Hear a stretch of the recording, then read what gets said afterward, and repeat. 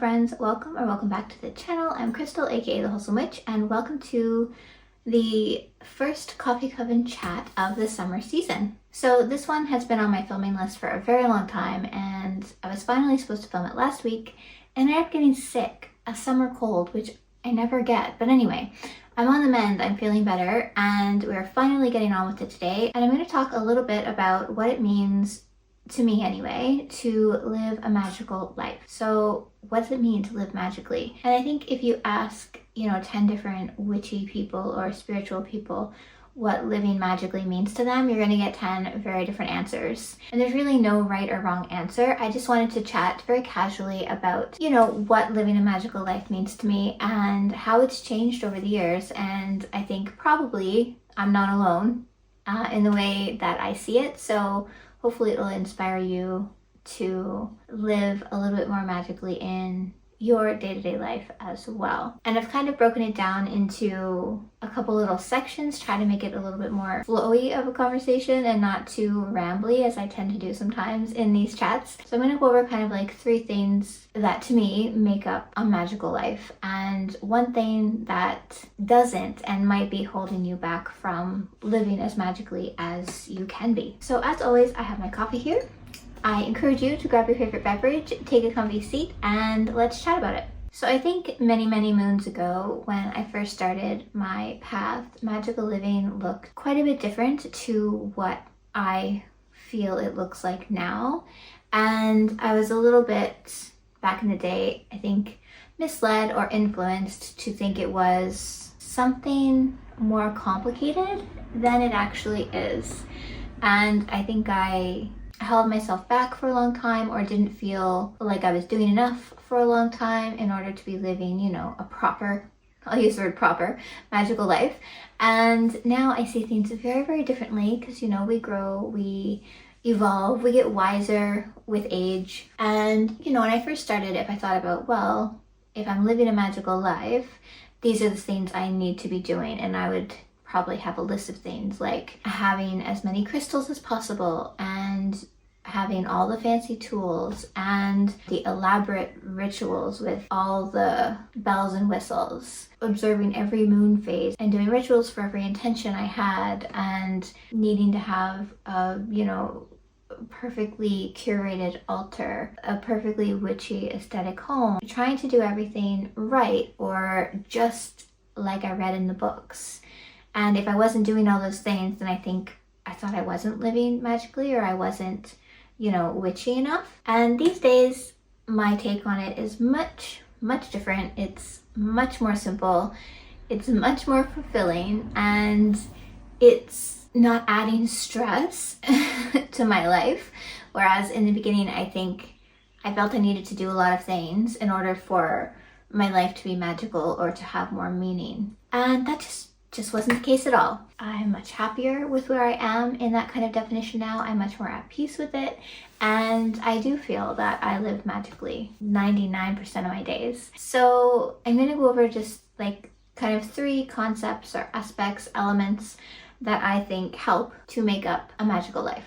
And one of them is presence. So kind of for the moment, forget having tools, forget doing rituals. Just think about being present in your life, being there in the moments, the little moments, the big moments. So think living in tune with and appreciating the seasonal changes, getting your morning coffee and really enjoying it, savoring it. Think walking outside and noticing the birds and the flowers, or taking, 10 minutes and reading something that brings you joy, watching the sunset, getting up early just to enjoy those magical, quiet moments in the morning. Because, the world around us, nature, life in general is filled with tons of magical moments, and most of us just don't take the time to notice them, don't take the time to connect with them or appreciate them in the way that we should. And some days I'm more present than other days, of course. Some days maybe I'm stressed, or you got a lot going on, you're really busy, you're rushing through the day. Those days, the whole presence thing might get a little bit lost. And I've filmed a video on this before about really leaning in to your magic and your spirituality when times are busy, when times are stressful, because it's going to be your anchor. It's going to help ground you in that moment and kind of bring you back to center in an otherwise very chaotic day. And I think that can have a lot of impact on how we move through stressful times and how we move through our days in general. And another really important element to living a magical life is intention. Living with intention is not, creating a longer to-do list or adding more things for us to do in our days, but it's doing those things with an extraordinary level of consciousness and presence, which we just talked about. So while you're enjoying that moment of bliss when you have your first tea or coffee in the morning, set intentions for your day. So you're being present and you're setting intentions with one little beverage in the morning. It's kind of a way to start your day off with those special aspects in mind of the energies you want to be living throughout that day. It's things like lighting a candle in the evening to promote energies of peace and calm in your surroundings. It's preparing a meal with focused energy instead of rushing through it. It's journaling or pulling cards for wisdom and guidance. It's living in tune with the seasons and taking a walk outside just to connect with and appreciate nature. And it's really, instead of rushing or just going through the motions and living your life on autopilot, you're instead creating little moments of magic that are just kind of sprinkled throughout your entire day. And you're creating these small rituals that are just integrated seamlessly, and they just become part of your identity. They become part of who you are. And living with presence and intention is just something that becomes second nature, which may take a little practice. It's hard to be present when you're used to doing things on autopilot, which is what a lot of us do most of our days. It's not a fault or something like this. It's just something that happens. We have routines, we have motions that we go through, and it's easy to just start kind of checking out and just automatically doing them. Your body knows what to do. So the presence kind of gets lost. But I think that mindset shift is really important when you think you can create these small rituals throughout your day. You can add these moments of presence and moments of magic in things that you are already doing. That realization that rituals don't need to be long and they don't need to be complicated in order to be meaningful and in order to add positivity and uplifting energies within your day and within your life. And the other thing I think with living a magical life is having connection. And what I mean by connection is connection with nature, connection with your own intuition, and just connection with yourself and your own inner magic that is there all the time. So let me break these down a little bit one by one. And connecting with nature. Nature, something we've heard many times, nature is wise. Nature is one of our greatest teachers if we let it be. Living in tune with the seasons, appreciating each season for its own special magic, its own special energy, following the wheel of the year, if that's something you like to do, can add a layer of depth and richness and connection into your life that once you start doing it, you'll realize that it was something that was missing. And doing things like working with herbs and flowers within your practice, having fresh blooms around the house, observing the weather and appreciating the weather, just enjoying, a nice sunny day when they happen, or having a moment of quiet and calm while it rains outside. These little things elevate the way we live and the amount of magic we're open to and the amount of abundance and joy we welcome into our lives. And maybe that sounds silly, but I think a lot of us, a lot of the time, aren't open to welcoming joy and abundance. It's not even something we think about doing. It's just when something really good happens, maybe we get happy and excited and we acknowledge that, and then it passes and we're back to just living on autopilot. But simply just adding in that element of nature and the seasons can bring that abundance and joy so much to the more to the forefront of our regular day-to-day lives, and not just when, something very big and exciting is happening. If that makes sense. And then nature also is a wonderful reminder that everything has a season. There's life and death and rebirth, and it's a cycle. And it happens to us throughout our lives. A season where we're in a growth phase, a season where we need to rest, a season that is for releasing and letting things go, and then a season to have a harvest. Like, all these things happen within nature, but they also happen within our own lives. And if you think about your life over, say, the past decade, you'll notice that you have gone through these different types of phases. And connecting with nature on a regular, like, day-to-day basis is a wonderful reminder that that's the cycle of life. And then we have the connection to our own intuition. Something else that I think often gets lost in the hustle and bustle of daily life, and we forget to listen to ourselves, we forget to trust ourselves. This connection with your intuition is one of the most important ones you can have in order to live, the most magical and the most aligned life that you can. So just listening to your inner voice, trusting your instincts, not looking outside yourself for answers to things you already know the answer to if you tune in and search, and cultivating that connection with your own intuition it's going to help you feel much more aligned and much more in sync with your own rhythms and your own life, and where you really want to be, where you really want to go, and in what ways you see yourself growing as you change and evolve and move forward. I think we all go through moments in our life where we feel more connected to our intuition, and then other moments where we feel less so, where we feel like something is just kind of out of sync. But our intuition is always there, and the connection is always something we can come back to, and something that we can work on and hone in on. Maybe I'll do a separate video of ways that we can strengthen our intuition, because there's lots of things we can do. If you would like a video on strengthening your intuition, leave me a comment and let me know, because I think I'll add it to my list. And then the third thing is that connection we have with ourselves. The connection we have with ourselves, I think, kind of goes right in line with having ultimate self-love, and it's really about connecting with and letting our most authentic self shine through.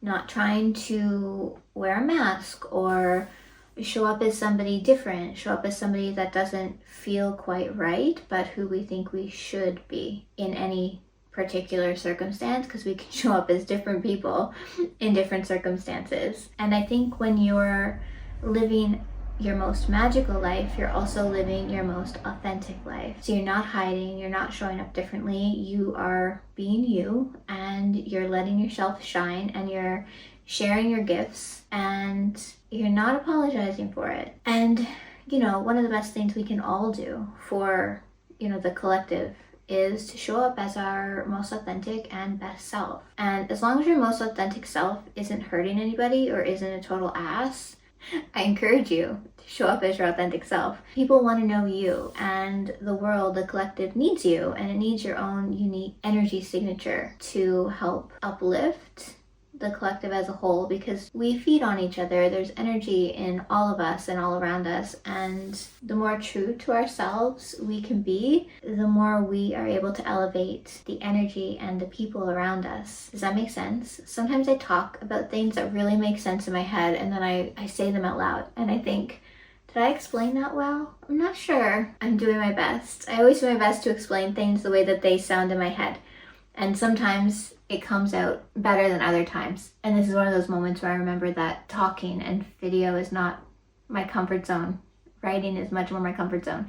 Anyways, I hope that made sense. So those three things I think are really important for, living magically. And then the one thing I wanted to talk about for a minute that I don't believe is part of living magically is perfection. And I think this is one thing that holds a lot of us back from living our most magical lives, or showing up as our most authentic self, or trusting in ourselves, is that need for perfection, or that the obligation you feel to be perfect in your witchiness or in your spiritual practice. And perfection has nothing to do with it because it doesn't exist. None of us are perfect. None of our lives are perfect. None of our houses are perfect. And when you see perfect things online, it's not the full picture. Let's just say that. And I think that need for perfection puts or instills a lot of doubt within ourselves that we are able to have a magical life. But we're all able to live magically. It doesn't matter our circumstance. It doesn't matter where we live. If we live in the city or in the middle of the forest or a small town, it doesn't matter, because your life is yours, your decisions are yours, and the way you show up each day is totally up to you. I mean, I used to have a feeling of need for perfection in my own life, and I mentioned it in the beginning of the video, and that was just because of books. I would read witchcraft and occult books and think, okay, these are the things I need to do, this is how my life needs to be, and if I'm not doing all those things, then a magical life isn't something I can achieve or something of that nature. I would have these thoughts. But today, it's far worse because of social media.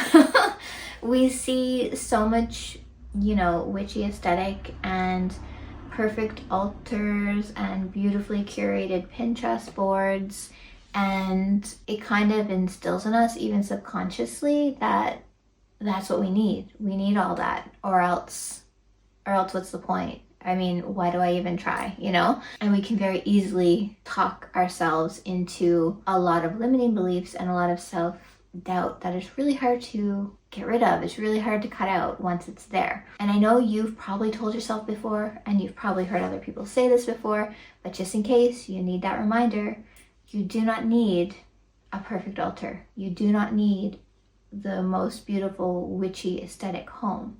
You don't need the clothes. You don't need all the tools and all the crystals in order to live magically. So, take that quiet moment in the morning, light the candle, whisper intentions over your morning coffee, use that shower for cleansing, create those magical moments, notice the flowers, notice the sounds and the different scents in the air with each season.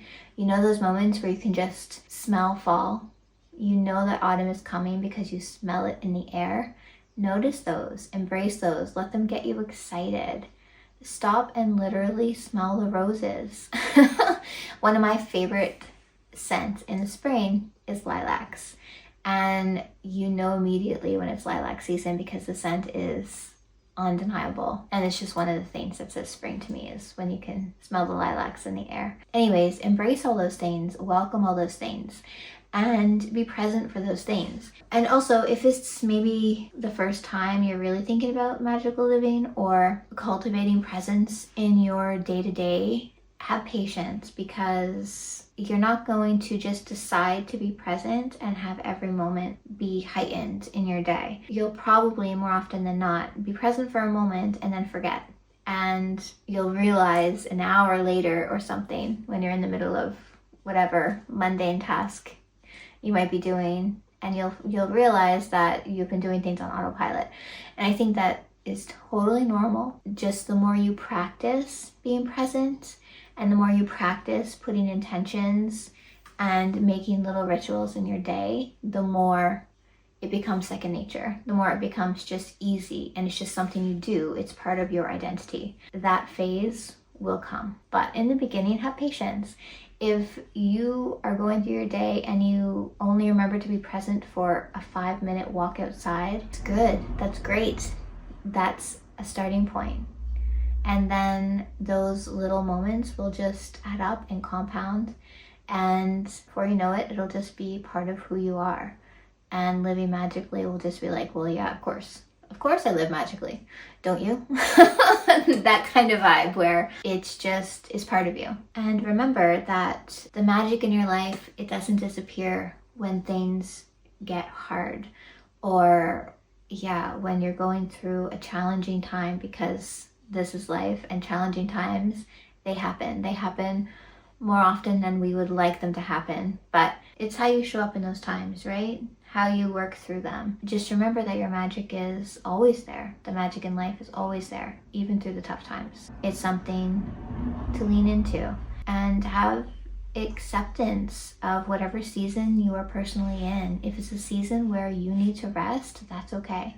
If it's a season where you're feeling motivated and just like a real goal getter, that's okay. Throughout all the seasons of your life, the magic is there for you and waiting to uplift you and elevate you and usher in more joy. I think the more magically we can live, the more joyful moments we can cultivate and appreciate. And I think for me, living magically, I've said this in other videos that I think if you went through my day with me, like literally here side by side with me, you might not necessarily think, oh wow, she's so witchy or something like this, because so much of what I do is quiet. It's in the background. It's in my routine. Going through my day-to-day, it's not, incredibly obvious. I'm not walking around with a wand. I'm not always, dressed like you might think a witchy girl dresses. My house, so there's tons of whimsy and magic around my house, but it doesn't necessarily scream that I'm a witch or that I, like to live a spiritual life. So I'll give you a little rundown of things that I do quickly because I've done other videos on this. I do wear crystal bracelets every day as part of my routine. I choose something that matches the energies I want to align with. I do set intentions with my morning coffee, just my morning one, not all the coffees I have throughout the day because I have a couple. I do journal sessions that I include a lot of spell work into. I do affirmations. I do like to follow the moon phases. It doesn't mean I'm doing a ritual on every moon phase, but I'm aware of the energy. I'm aware of the astrological energy that we're moving through. I like to incorporate the elements into my workouts. I do a lot of kitchen witchery, and I'll place intentions, focused energy into at least one of my meals every day. I practice daily gratitude in the morning and in the evening. In the morning, I sit by my window, I do an earth blessing, and I express gratitude to the universe. In the evening, I have a little book that I write in, and I will write things that I was grateful for that day or things that made me smile, brought me joy. I like to use energy mists in my day. I like to pull a card a lot of days for a little bit of guidance for the day ahead, things like this. So they're all really practical. They're all weaved really seamlessly. They don't take up a lot of time. I'll do, focused rituals that are a little bit longer, maybe 20-30 minutes on certain days. If there's something I really, really am working hard to manifest, I'll do a specific longer ritual that's out of my day-to-day. I'll do something maybe for the full moon. I always like to celebrate the seasonal changes and the Sabbats. But yeah, most of what I do, a lot of what I do, it is just woven in. It's there. It's part of my identity, as I was talking about before. And these are the kinds of things you can structure within your own day in different ways. Start with one thing and see where it goes. And you might be thinking like, why does this matter? Why should I try and live more magically? Which, you probably aren't thinking that if you're still here. And if you clicked on this video in the first place, you're probably have a pretty good idea of why you want to live magically. And I think the why for everyone is going to be different. But I think having a strong why it's important to you, is a real pivotal element in being able to cultivate a magical life and being able to bring in that intention and have that presence. Having your why and knowing your why is going to be the thing that helps you have that mindset shift in order to live more magically. Having that mindset, it's going to help you feel more grateful for life. It's going to help you cultivate more joy. It's going to help you slow down and notice your life instead of just going through it and one day all of a sudden realizing, like, what did I do this past year? I know we've all been there. It's going to help you reconnect with yourself and cultivate that self-love that so many of us struggle with. It's going to help you see the beauty and the lessons in a phase of your life that was maybe really hard. And it's going to help you heal. It's going to help you heal from things that maybe you didn't even realize you needed to heal from. Those are some of the benefits. Those are some of my reasons, my takes on living a magical life. Like I said, this is going to be different for everybody, and this is not the end-all be-all. I'm not saying this is the right way, the only way to think about it. Of course not. Absolutely not. There are so many different ways that one can think about living magically. Yeah, this is kind of just my point of view on the topic. And it's also, I forgot to mention this in the benefits or in the why it matters. It's also going to help you learn to trust in yourself, to trust in the universe, to trust in your life's path. And I think a lot of us struggle with that. And stay tuned, because I have a Coffee Coven Chat coming up about learning to trust in yourself and the universe again after a moment or years even of difficult times. So stay tuned for that. Anyways, I'm gonna leave it at that for today. I hope you enjoyed the chat, and I would love for you to leave me a comment and let me know what living magically means to you. What's, one word or one thing that really says a magical life to you. Leave me a comment. I would love for you to share. I'd love to hear from you guys always. And just remember, magical living, it's a choice, and it's choosing to live with more presence and more intention and more whimsy and wonder in your days. And it's about choosing to see life from a different perspective. And I'm gonna tag this on the end, so if you're still here, you get a little sneak peek, but I just received this in the mail, and it is my brand new book. It's my second book. It's a book that is physical. It's going to be in bookstores, not a digital product like most of my stuff, and it is called This Is Your Year. It's all about manifesting with the wheel of the year, living with the seasons, and just allowing the seasons and nature to help you manifest your best, most intentional, most magical life. And I'm hoping it'll become just a companion that you pick up all year round. Anyways, I'm gonna leave the pre-order links in the description below. It is available for pre-order now, and I'm so honored to have written this book. I'm so excited to share it with you. I'll post a little bit more about it as we move along. It's being released in September, so just in time for the autumn season, and I'm so excited to be able to share it with you guys. Oh, and I'm terrible at this. Like and subscribe down below, especially if you're still watching, because you must have enjoyed the video at least a little bit. Yeah, like, subscribe, leave a comment. It really helps me. It helps the channel grow. I appreciate you. And I'm going to leave down below those video descriptions I mentioned. I'm going to leave down below my spellbook subscription, which is my monthly magical companion, easing and content that I send to you 2 times a month. And I'm going to leave the pre-order link to the book. Pre-orders help a book so much. I didn't realize this until I wrote my first book, but they do. They're apparently very important for how well the book does. So if you want to support me, and if you want to add a little bit more magic through the seasons, go and pre-order yours. And I am sending you so many blessings. I'm wishing you a magical day ahead, and I will see you very, very soon. Bye.